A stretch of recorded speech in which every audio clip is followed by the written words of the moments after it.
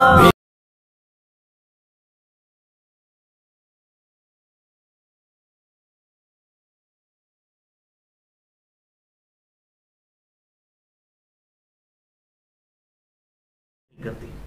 अल्हम्दुलिल्लाह। तो ये पहली एक्सट्रीम मैंने बयान की। अब दूसरी एक्सट्रीम पे वो लोग हैं कि जो इमाम अबुल हसन अली अस्सुबकी अल-मुतवफ़ा 756 हिजरी, उनके बड़े जज्बाती किस्म के फॉलोअर हैं। ये दोनों लोग एक ही वक्त में गुजरे हैं। इमाम इब्न तैमिया 728 हिजरी में फौत हुए और इमाम सुबकी 756 हिजरी में फौत हुए। दोनों एक जमाने में और दूसरे एक दूसरे के सही दुश्मन। जिस तरह आज हमारे यहां पे बरेलवी देवबंदी इख्तलाफात और देवबंदी अहले हदीस पाए जाते हैं ना, इस किस्म के इख्तलाफात। लेकिन दोनों की किताबें पढ़ के देखें, किसी को गाली गलोच नहीं, बड़े एहतराम के साथ एक दूसरे का नाम लिखते हैं और एहतराम के दायरे के अंदर अंदर इख्तलाफ करते हैं। इनके जो जज्बाती फॉलोअर्स हैं, बरेलवी और देवबंदी मकता फिक्र के लोग और अहले तशय्युअ के भी इसमें ही शामिल हैं, उनका जाती मौकफ ये है, और वो भी ये अपनी तरफ से एक उम्मत को इमेज देने की कोशिश करते हैं कि हज और उम्रा असल में उस शख्स का है जो कब्र रसूल पर हाजिरी दे सल्लल्लाहु अलैहि वसल्लम, और जिसने कब्र पर हाजिरी नहीं दी, चाहे उस बेचारे की कोई भी मजबूरी थी, उसका ना हज कबूल ना उम्रा कबूल। ये उन्होंने अपनी तरफ से एक शरीयत के अंदर बात इंजेक्ट कर दी है। कोई दलील पूछे तो कहने जनाब इश्क दे चले नंबर लै गए, अकल वाले उनजे उम्रा गालियां। ये दलील होगी। उनके किताबों सुनने में तो दलील नहीं होगी कि जो मोहब्बत के लोग हैं वो नंबर ले जाएंगे क़यामत वाले दिन, और जो अकल से काम लेते हैं यानी किताबों सुन्नत से दलाइल लेते हैं, उन्होंने तो अपनी उम्र ही ज़ाया कर दी है। वलियाउज़ु बिल्लाहि ताला। उनका ये मौक़िफ़ है।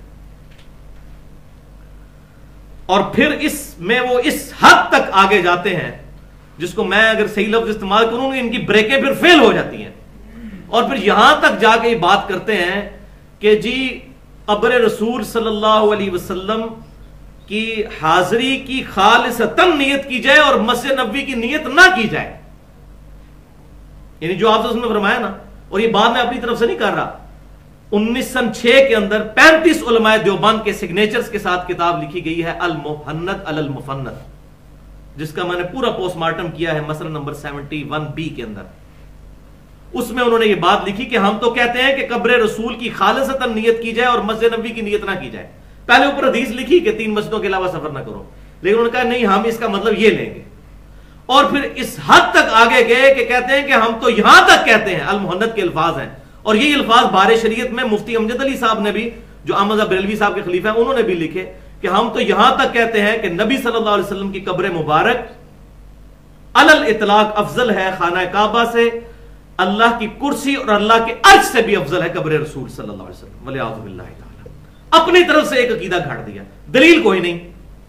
इंशाअल्लाह मैं इस बात का भी मुहासबा आगे चलकर करूंगा।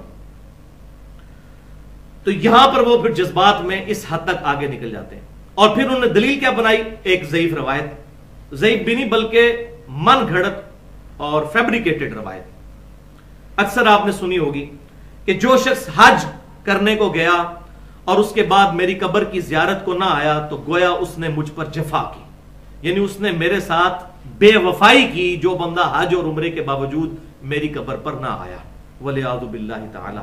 ये टेक्निकली ही मिजाज रसूल सल्लल्लाहु अलैहि वसल्लम के खिलाफ है, बात आपके मिजाज के खिलाफ है। उसूल मुहद्दिसीन पर तो मरदूद है, वो मैं बता देता हूं।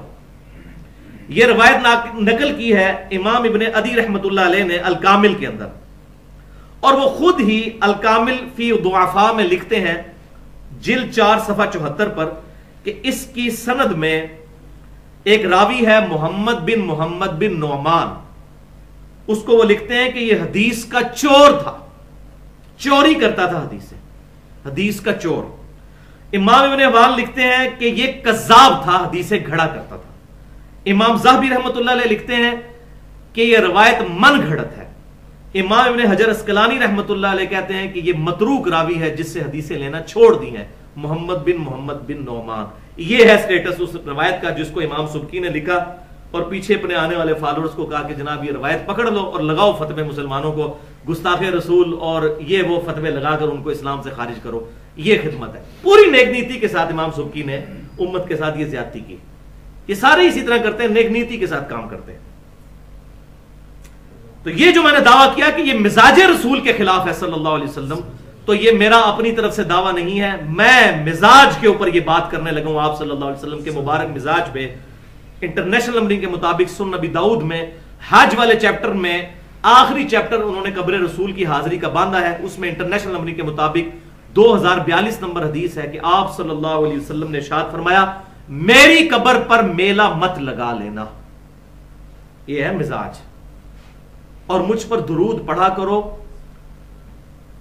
تم دنیا کے کسی بھی حصے سے مجھ پر درود پڑھو گے تمہارا درود مجھ تک پہنچ جائے گا، میری قبر پر میلہ مت لگانا، یعنی کوئی یہ درود کے لیے۔ اور وہاں یہی ہوتا ہے، لوگ بےچارے اتنی مشکل سے وہاں تک پہنچتے ہیں، اور بعض لوگ ایسے ڈھیٹ ہوتے ہیں کہ وہ گھنٹوں قبر رسول کے سامنے کھڑے رہتے ہیں، اور پھر وہ درود کیا، پھر وہ اپنے اپنے کلمات اور چیزیں پڑھ رہے ہوتے ہیں سامنے، اور باقی لوگوں کو موقع نہیں دیتے۔ اور آپ صلی اللہ علیہ وسلم نے اشارہ بھی اس طرف، میری قبر پر میلہ نہ لگانا، کہیں بھی درود پڑھو گے میرے تک پہنچا دے گا اللہ تعالیٰ۔ الحمدللہ، یہ ہے مزاج۔ تو آپ یہ بات کر سکتے ہیں کہ جس نے میری قبر پہ حاضری نہ دی اس نے میرے ساتھ بے وفائی کی، وَلِعَاذُ بِاللَّهِ تعالی۔ میں یہ بتاتا ہوں کہ بے وفائی کرنے والے کون ہیں، ان کو خود آپ صلی اللہ علیہ وسلم ننگا کر کے گئے ہیں کہ اصل میں بے وفا کون ہے، جنہوں نے اپنے محبوب صلی اللہ علیہ وسلم کے ساتھ بے وفائی کی ہے۔ وہ صحیح بخاری اور مسلم کی متفق علیہ حدیث ہے، جس نے میری سنت سے اغراض کیا اس کا مجھ سے کوئی تعلق نہیں ہے۔ اسی طریقے سے بخاری اور مسلم کی متفق علیہ حدیث ہے، تم میں سے کوئی شخص اس وقت تک مؤمن ہی نہیں ہو سکتا جب تک کہ میں اسے اس کے ماں باپ اولاد سب لوگوں سے بڑھ کر عزیز نہ ہو جاؤں۔ کیا مطلب؟ ماں باپ اولاد سب لوگ ایک بات کر رہے ہوں، سارے بزرگ دنیا کے ایک طرف کھڑے ہوں، اور آپ صلی اللہ علیہ وسلم کی بات کچھ اور ہو، تو آپ صلی اللہ علیہ وسلم کی محبت کا تقاضا کہ اس بات کے پیچھے چل رہا ہے۔ یہ کون کر رہا ہے؟ اور یہ جو میں نے ایکسپلینیشن کی ہے نا، یہ حدیث میں خود موجود ہے صحیح بخاری میں، یہ کرٹیکل ترین حدیث ہے۔ میں اس کا انٹرنیشنل نمبر بھی بتا دیتا ہوں، 7280، کہ آپ صلی اللہ علیہ وسلم نے ارشاد فرمایا میری ساری امت جنت میں جائے گی سوائے اس کے کہ جس نے انکار کیا۔ پوچھا یا رسول اللہ صلی اللہ علیہ وسلم کس نے انکار کیا؟ تو آپ صلی اللہ علیہ وسلم نے ارشاد فرمایا کہ جس نے میرا حکم مانا وہ جنت میں جائے گا، اور جس نے میری نافرمانی کی گویا اس نے میرا انکار کیا۔ یہ ہیں جفا کرنے والے۔ اور اس سے بھی بڑھ کر اس سے اگلی حدیث امام بخاری لے کر آئے اسی چیپٹر میں، اور یہ چیپٹر کا نام ہی بڑا زبردست ہے، کتاب الاعتصام بالکتاب والسنہ، کتاب و سنت کو مضبوطی سے پکڑنا۔ یہ اس چیپٹر کی حدیث ہے امام بخاری کی، یہ تھی 7280، اس سے اگلی ہے 7281۔ اس میں الفاظ ہیں محمد فرق بین الناس، محمد صلی اللہ علیہ وسلم لوگوں میں حق اور باطل کے درمیان فرق کرنے والی شخصیت ہے۔ یہ کتاب بھی الفرقان، اور نبی صلی اللہ علیہ وسلم کی مبارک ذات بھی الفرقان، حق اور باطل میں تمیز کرنے والی۔ اب مجھے بتائیں، جو شخص امام کائنات صلی اللہ علیہ وسلم کو چھوڑ کر کسی اور شخص کو اپنا رہنما اور اپنا مرشد اور اپنا امام تصور کر لیتا ہے، اس شخص کے بارے میں آپ کیا کہیں گے؟ کہ وہ اصل میں وہ ہے جفا کرنے والا، جس نے محمدی نسبت چھوڑ کر کسی نے اپنے آپ کو حنفی، کسی نے شافعی، کسی نے حنبلی، کسی نے جعفری، کسی نے فلاں فلاں فلاں یہ نسبتیں لگا کر، وَلِعَاذُ بِاللَّهِ تعالی۔ اس میں ان بزرگوں کا کوئی قصور نہیں، امام حنیفہ، امام شافعی، امام احمد بن حنبل، امام مالک، امام جعفر الصادق رحمہم اللہ اجمعین، ان کی جوتیوں کی خاک میری آنکھوں کا سرما، ان کا قصور نہیں ہے، ان کے نام پر یہ کام کیا گیا۔ جس طرح 1.75 billion Christians on the face of earth, 2.25 ارب عیسائی اس دنیا میں، نصارہ عیسیٰ علیہ السلام کے بارے میں ڈیوینٹی کلیم کرتے ہیں، عیسیٰ علیہ السلام وجیہن فی الدنیا والآخرہ۔ اسی طریقے سے ان اماموں کو ہم بلیم نہیں کرتے، ان کے نام پر جو گروہ بنائے گئے یہ ہیں اصل میں جفا کرنے والے۔ تو یہ بھائیوں آدھے گھنٹے کی تو میری تمہید ہوئی ہے۔